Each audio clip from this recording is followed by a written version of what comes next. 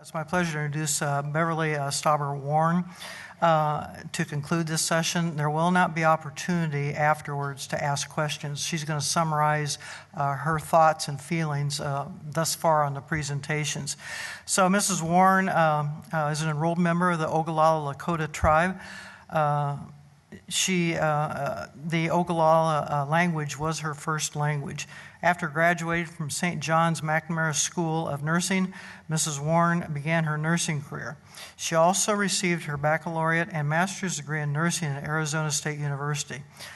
Mrs. Warne also currently serves as a coordinator and advisor and adjunct instructor with a project to increase numbers of Native American nurses in South Dakota, funded by a Bush Foundation grant at South Dakota State University in Rapid City. Help me welcome Mrs. Warne. I'm very, very happy to be here.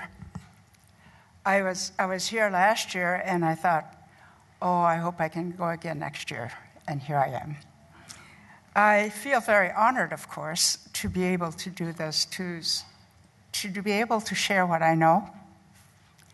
To give you an idea of how long I've been living, I was born in 1939. You do the math.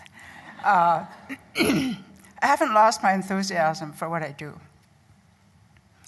I became a nurse in 1962, so that's well over 55 years.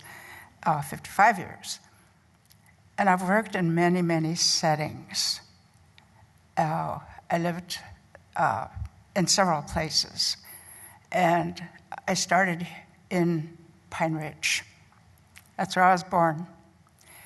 My formative years were there in Pine Ridge in the Manderson district, living in an extended family setting with my maternal grandparents. And as I listen to the speakers, those three we just heard are just phenomenal. I'm so proud of them, Cammie, Kelly, and Petra. They brought in wonderful research that we all need to be aware of. And they brought in the traditional values that we all need to keep going in order to survive. My upbringing, the first 6 years of my life, was out in the boonies. I didn't meet any white people until I went to school. I didn't learn to speak English until I went to boarding school. And so I guess I could say that my beginnings were very strong because of that, because this was in the early 40s, and I ate organically. They call it organic food today, but that's what we had every day. My grandma made soup every day, and she had a garden, and she taught us all, the grandchildren, because we lived in this setting where we had siblings and cousins. We had our own little playmates and classmates, because they taught us by doing things like Grandma would say, okay, Beverly, you go get 5 carrots. She said it in Lakota. And so you had to remember what was 5, and then you had to remember carrots. So it was nice. It was nobody ever overate, because we had minimal food, but we had enough to keep us going. And we learned how to pick cherries. We learned how to fish in the White River. That was also our water source. Back then, it was okay to do that. We called it White River because it had alkaline in it. And so Manishosha is what we called it. But my grandpa taught us how he got the water. Little by little, we learned how to do it. He dug. There was sand along the edges of the river, and he would dig holes along the sand. And then the next day, those holes would be filled with clear water. And so that's what he loaded onto this huge barrel and took it back up the hill to where we lived. So it was a very unusual upbringing, which I treasure today. As I work with students, I heard the three speakers talk about so many issues that come up with our students questioning, because I work with all basically Lakota students in nursing. What a great opportunity for me to teach at this age what I know. I mentor each of those students. I meet with them once a month. I also taught nursing in Arizona for 17 years, so I'm ready to do this academically on the other side, you know.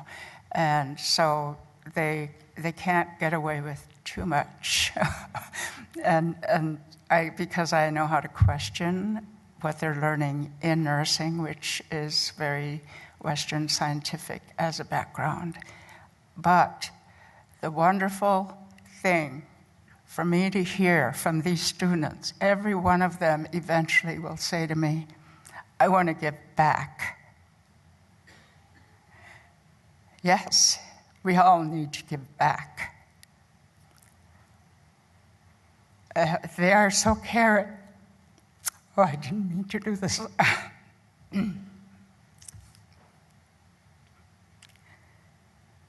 I have hope for our people because of students like them.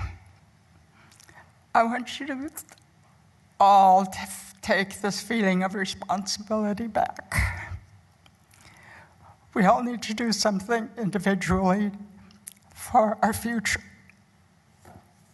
So I don't mind working at age 79. I'll keep working until I can't. And why not share what I know?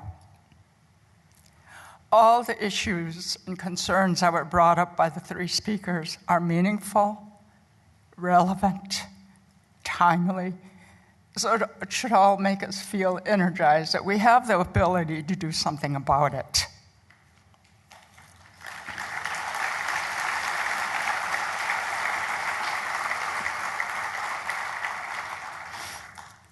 While the three young people were talking, I was madly taking notes like I was a student, trying to remember everything they said, but you can't, of course, so you just pull out what fell out at you. And I will tell my first story about breastfeeding. I lived in Arizona. My mom was visiting us. She came up from Rapid City, and periodically she'd come live with us, and we enjoyed that because she taught my sons so much. One day I took her to the Phoenix Indian Medical Center for an appointment. It must have been a women's clinic because we were all women sitting in the waiting room. And you know, there's 22 tribes in Arizona. It's just a wonderful, wonderful, diverse place to be for Native people. And we were sitting there waiting patiently and pretty much quiet. We were all watching this little toddler, must have been a year to 15 months, and just learning to walk, this beautiful little girl. So we were all motherly, grandmotherly types, you know, and she would be walking, and you know how little ones will fall every time they're trying to walk or run. So collectively, we would kind of lean forward whenever she fell. But it was a great scene to be remembering about breastfeeding, because this little one was running around playing, and we were all watching and enjoying the show. And then pretty soon she went up to her mom, who was wearing a very loose shirt. And the little one opened it up and went underneath. And the mom, all she did was lean over, and baby started suckling. And of course, a bunch of Native women from many tribes.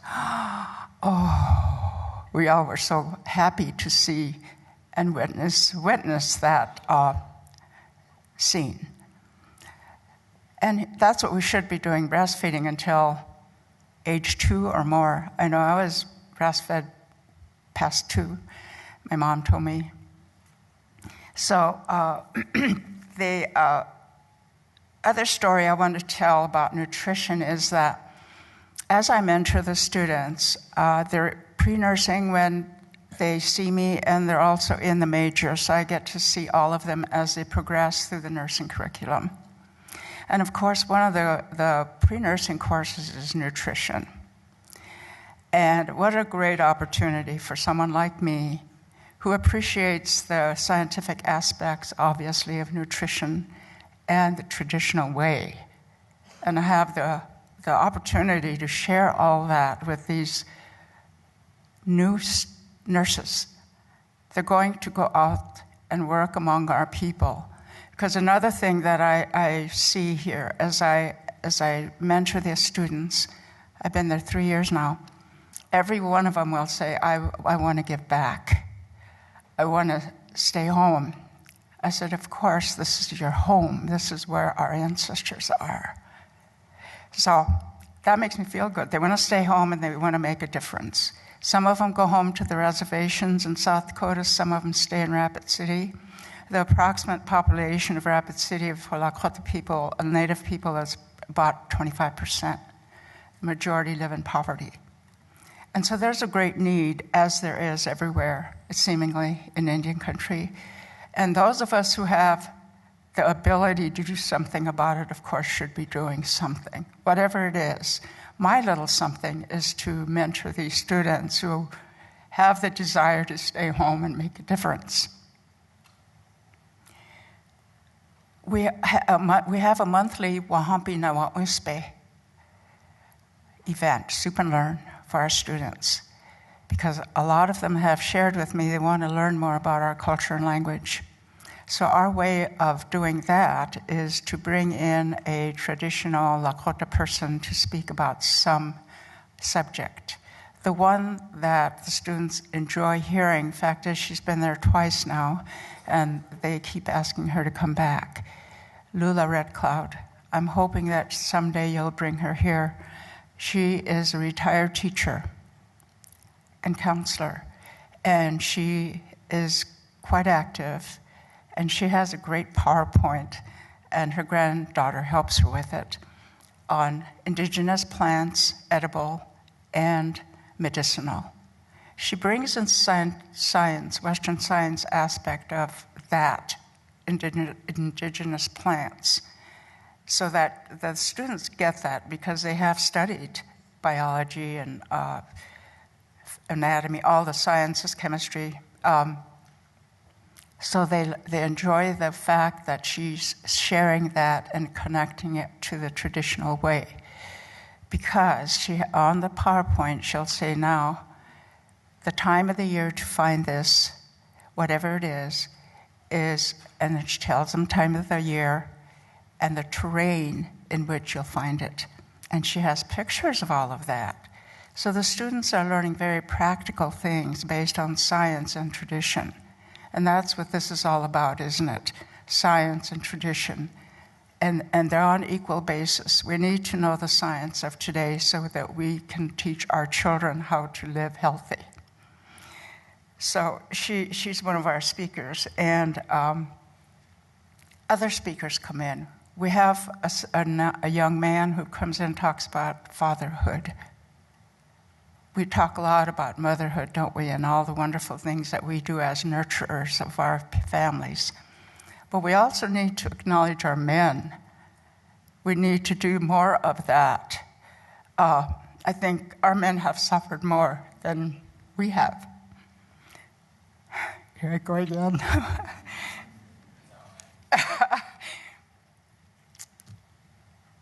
This young man comes in, he talks about what it was like. And of course, we need to know that.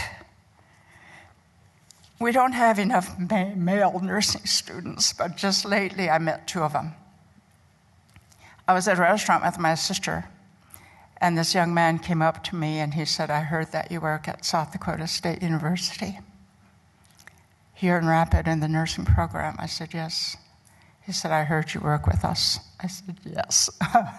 And he said, my brother and I are both CNAs working in a nursing home, and we want to become nurses.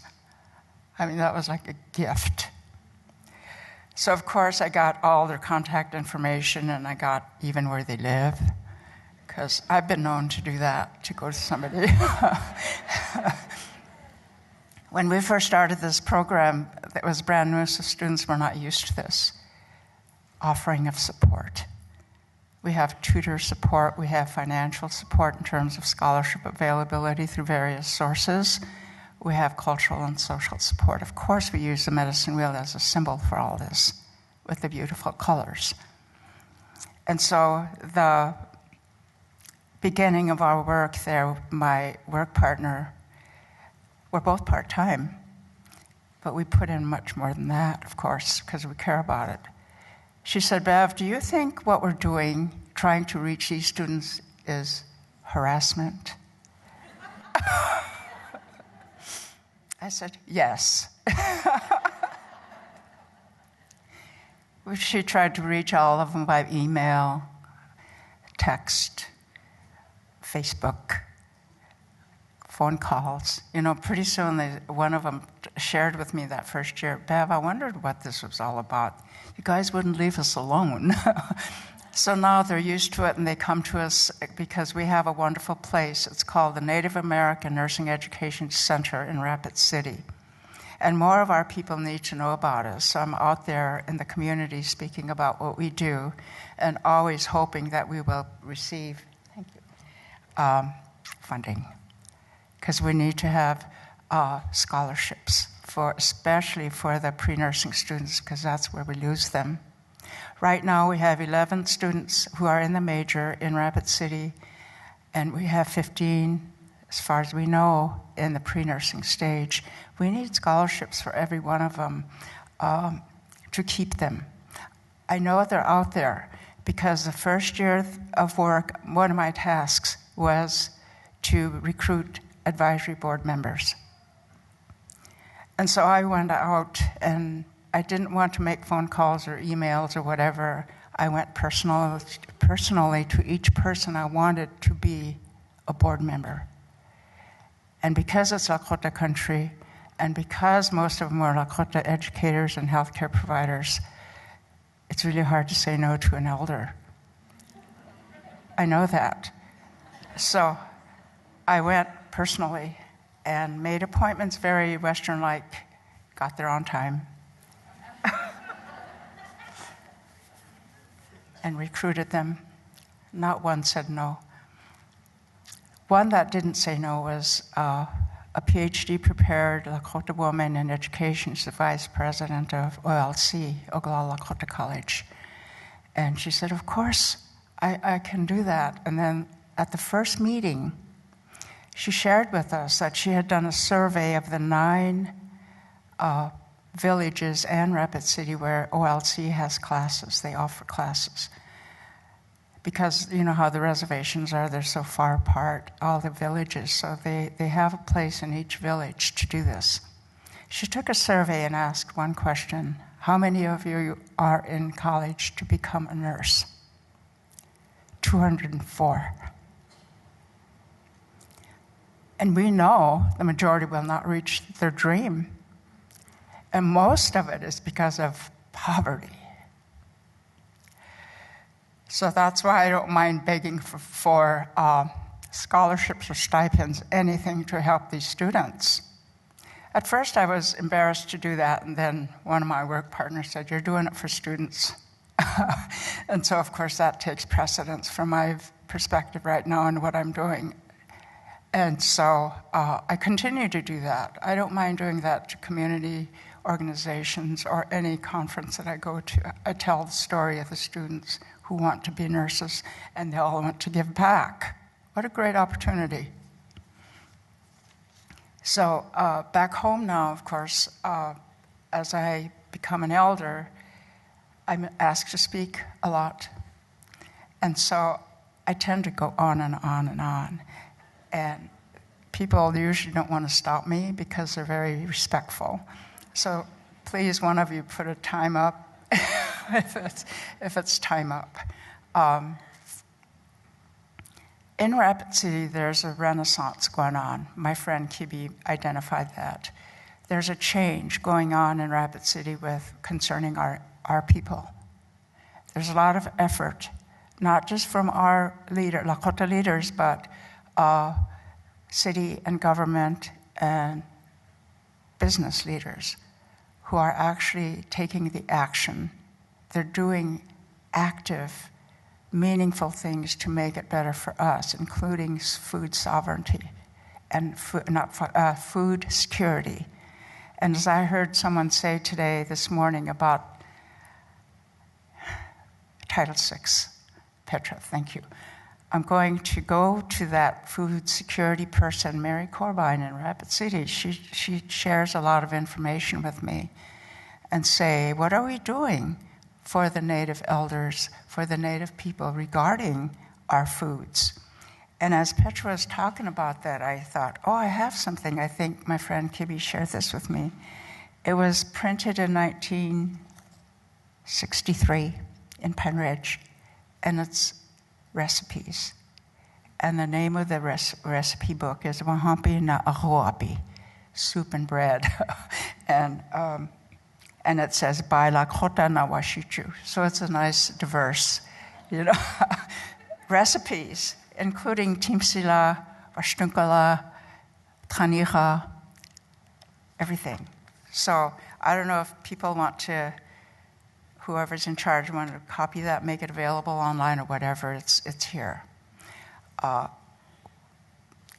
This week I went to my friend Kibby's home because she was having a memorial for her dad. And she asked me to fix taniha soup, which is tripe, as we call it today. I grew up on taniha soup. And so I thought, okay, where do I go to find taniha in Rapid City? And one of my sisters said, Walmart. Sure enough, there it was. I said, gee, this is too easy. And so I bought some tripe, and I thought, okay, I'm going to try the old way with timsila and washtunkala. Dried corn and wild turnip, as Washichus call it, but I couldn't find them.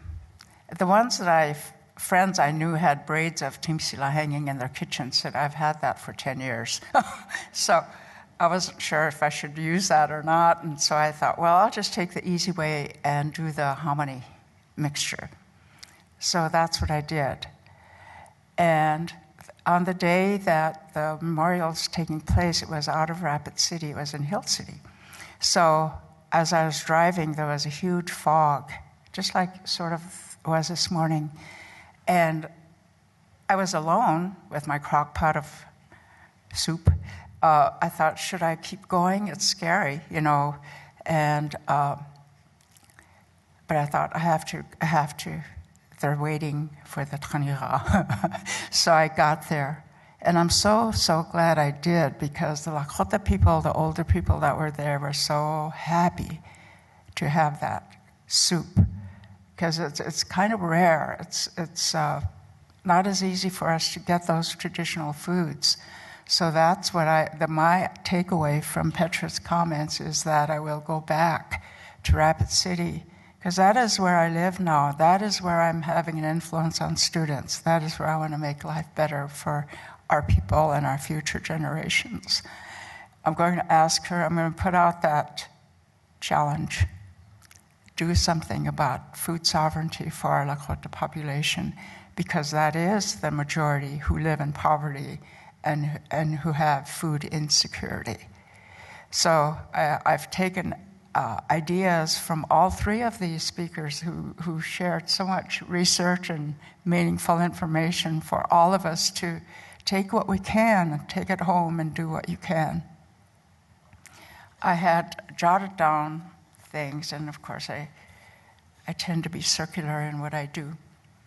Fact is, when I was teaching nursing in Arizona, I had to force myself to be linear sequential. It was so hard.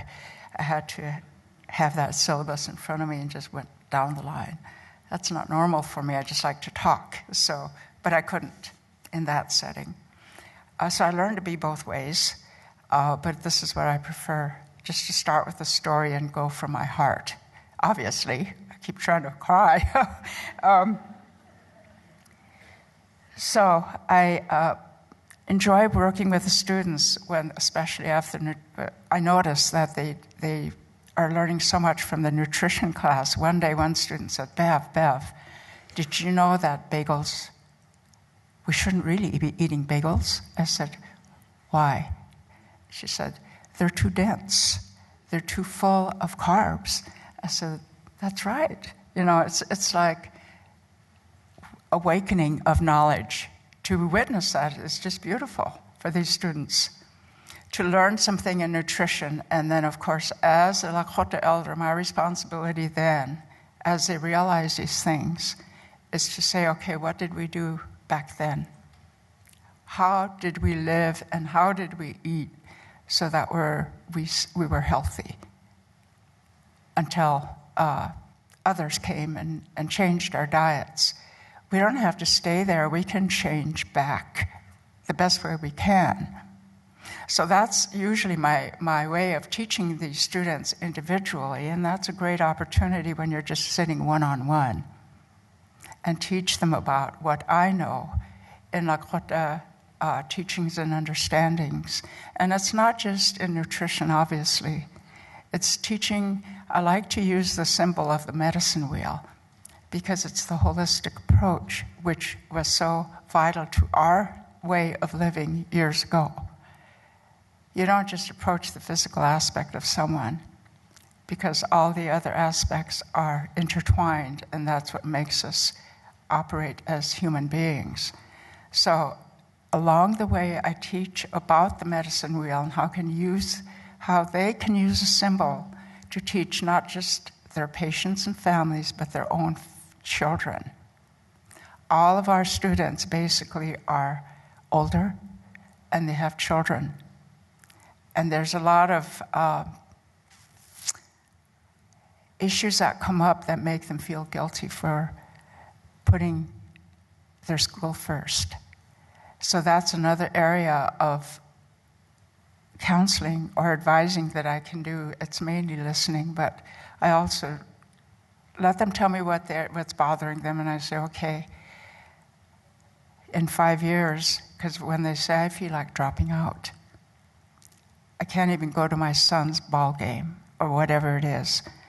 I said, I know, it hurts. It hurts because you're a good mom. You're trying to do the right thing.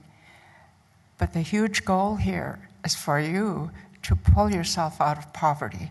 Because you've told me this. You don't want to live the way you had to live. You can change it.